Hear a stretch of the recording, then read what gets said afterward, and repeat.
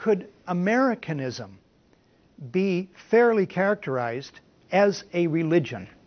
I would call Americanism or Italianism or Russianism or anything else totalitarian doctrines. No one should have any. In fact, these notions like that are only used in totalitarian states. So, for example, in the Soviet Union, the old Soviet Union, dissidents, Sakharov and people like that, were condemned as being anti-Soviet. Under the neo-Nazi generals in Brazil, people who condemned their horrifying policies were criticized as anti-Brazilian. On the other hand, if a book called The Un-Italians appeared in Italy, referring to people who criticize Italian foreign policy, let's say, people would just laugh and ridicule. Maybe under Mussolini it would have been different. And the reason is that these are totalitarian doctrines.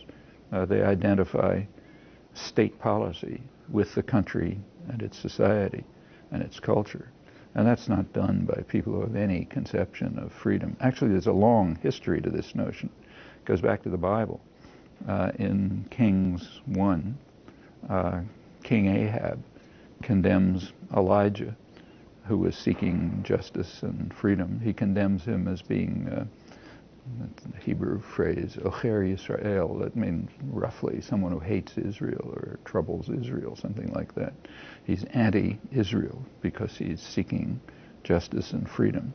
And that's the origin of the concept, and it has an inglorious history from King Ahab right through the Soviet Union and up to today, and we should avoid it, at least if we want to identify ourselves with the ideals of Elijah and not King Ahab.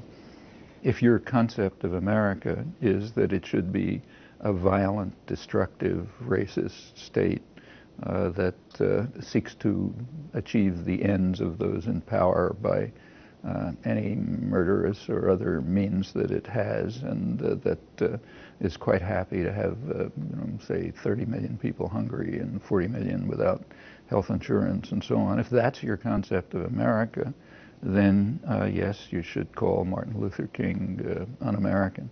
You should call the people who won the struggle for freedom and human rights and labor rights and women's rights, you should call all of them un-American. On the other hand, and I would call people who regard America that way as people who hate America. That's their conception of America. They're free to have it, but it's not one that I'd want.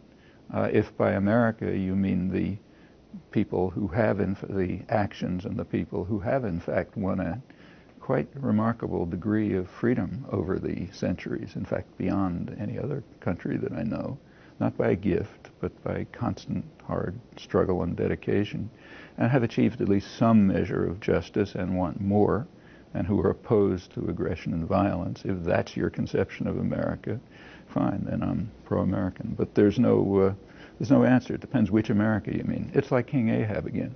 If your concept of Israel is King Ahab's concept, then Elijah is anti-Israeli. If your conception of Israel is Elijah's concept, then Ahab hates Israel. But there's no answer. You take your choices. How important are George W. Bush's religious beliefs as they relate to U.S. foreign policy? The fact is that every American president since Jimmy Carter, who I think was authentic, everyone since then has been compelled, or maybe some of them do it by choice, but it's a requirement that you be kind of something like a born-again Christian. If you're not, you don't compete in this system. So Bill Clinton was singing psalms in church every Sunday morning enthusiastically. What he was thinking about, you can figure out. My guess is about as religious as I am, but that's a prerequisite for appearing on the political stage. For some people, it's probably authentic. For others, it's probably something they're crafted to do, and it doesn't make any difference one way or another. What they are, in fact, I don't even care what their personalities are. That's between them and their wives and children. What I'm interested in is what they do. And as far as I know, there's no correlation between what they do and any religious beliefs that they either have or are taught to profess. Last question. Has the religion of anti-communism been displaced by anti-terrorism? And is this morphing into anti-Islam as the new religion? Well, the last is certainly what Osama bin Laden hopes. I mean, whatever's going on in his contorted mind, one thing is clear. He would love to have a war of civilizations.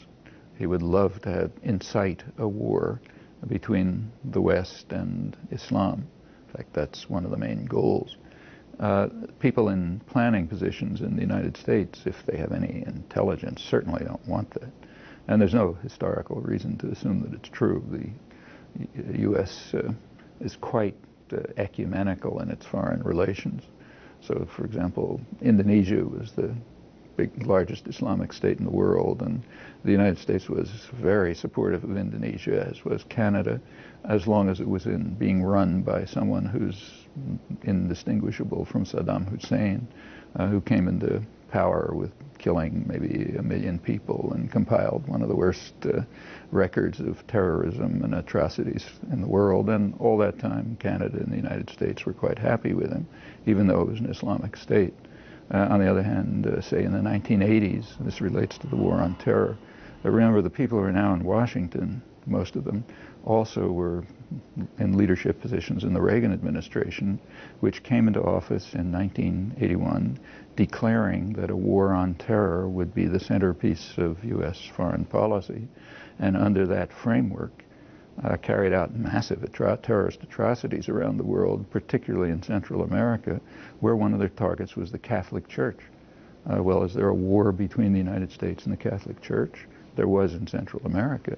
And in fact, it's more than symbolic that the horrible decade was opened with the assassination of an archbishop who had become a voice for the voiceless, and ended with the brutal murder of 6 leading Jesuit intellectuals by elite forces armed and trained by the United States. And in fact, though people don't like to talk about it, the U.S. Army understands that. So if you go to the School of the Americas, the famous school where they train Latin American officers, one of their